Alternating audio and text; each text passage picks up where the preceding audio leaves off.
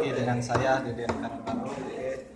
Di sini saya akan mencoba untuk kepada teman-teman saya memberikan sebuah puzzle, yaitu puzzle batu. Oke. Ini adalah contoh puzzle batunya. Oke.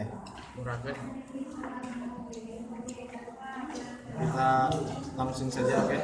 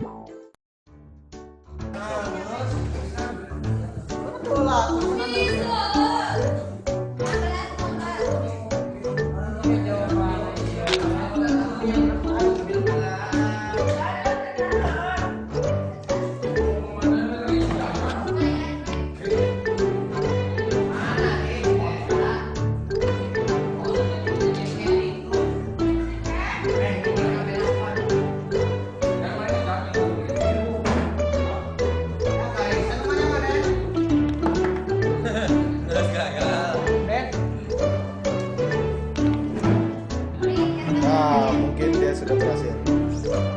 Dia sudah berhasil.